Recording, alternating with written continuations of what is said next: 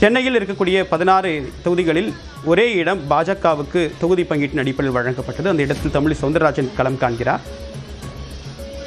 அடுத்ததாக பத்திரிகையாளர் திரு ராம்கிரமணன் இணைகிறார். சார் வணக்கம்.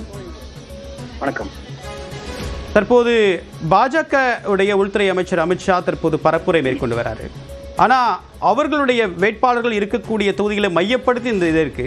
எடப்பாடி பழனிசாமி அவர்களுடைய பரப்புரை என்னன்னா, பாஜக மற்ற கூட்டணி கட்சி தலைவர்கள் இடத்துக்கு சென்று அவங்க தொகுதிக்கே வேட்பாளர்களை பரப்புரை பண்ணக்கூடிய விஷயத்தை பார்க்குறோம். அமித்ஷா அவங்களுடைய வேட்பாளர்களுக்கு முக்கியத்துவம் தராங்களா, இல்லை இதுதான் வழக்கமான தேசிய தலைவர்கள் பரப்புரை பண்ணும்போது இதுதான் யுக்தியா? இல்ல, நீங்க இந்த யுக்தி பொறுத்தவரை தேசிய கட்சிகளுடைய யுக்தி, பொதுவா பாஜக காங்கிரஸ் இரண்டு கட்சிகளுடைய யுக்தி அப்படிதான் இருந்திருக்கு. ஆனா இன்றைய அமித்ஷாவுடைய ரோட் ஷோங்கிறது உண்மையிலே ஒரு பெரிய சர்ப்ரைசிங் தான். ஏன்னா அமித்ஷா வரமாட்டார் அப்படிங்கிற மாதிரியான செய்திகள் தான் இருந்தது.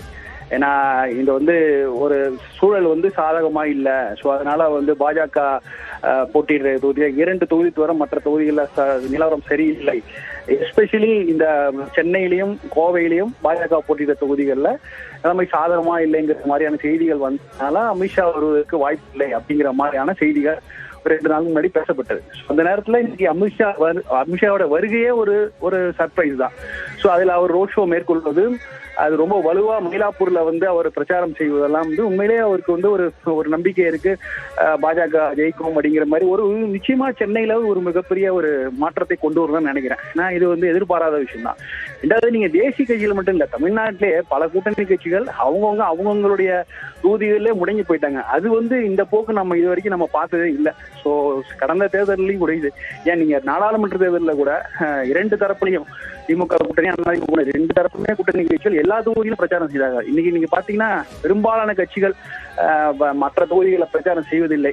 எக்ஸப்ட் பிரேமலதா அவர்கள் தான் நிறைய தொகுதிகளில் பிரச்சாரம் செய்யறாங்க. அதையும் அவங்க பதில் சொல்லியிருக்காங்க, அவங்க அழைத்ததுனால நான் போய் பண்ணியிருக்கேன் அப்படிங்கிற மாதிரி. ஸோ அதனால சம்பந்தப்பட்ட கூட்டணியோட தலைமை அழைத்ததா இல்லையா அப்படிங்கிற மாதிரியான அதெல்லாம் தெரியல நமக்கு. ஆனா தேசிய கட்சிகளுடைய யுக்தி நீங்க சொன்ன மாதிரி இப்படிதான் இருந்திருக்கு. எஸ்பெஷலி பாஜக நீங்க பாத்தீங்கன்னா முதல் முறையாக மதுரைக்கு பட்னாவிஸ் வந்தார். ஸோ பேசினது பெரிய விவாத பொருளா இருந்துச்சு. அதுக்கப்புறம் இன்னைக்கு ராஜ்நாத் சிங் அவர் வாசுதேவ நல்லூர்ல அவர் பிரச்சாரம் செய்திருக்கார். இன்னைக்கு மயிலாப்பூர்ல அமித்ஷா, அது போல அவர்கள் போட்டியிட தொகுதிகளில் அங்க பிரச்சாரம் செய்யுது அப்படிங்கிறது தான் அவங்களுடைய யுக்தியா இருந்திருக்கு. அதுதான் ரொம்ப நாளா செய்துட்டு இருக்காங்கன்னு நினைக்கிறேன். அதுதான் பெரிய அளவுல கூட்டம்லாம் நடத்தாமல் அந்தந்த சம்பந்தப்பட்ட தொகுதியில போய் களத்துல இறங்கி நிற்கிறது ஒரு நல்ல விஷயமா தான் நான் பாக்குறேன்.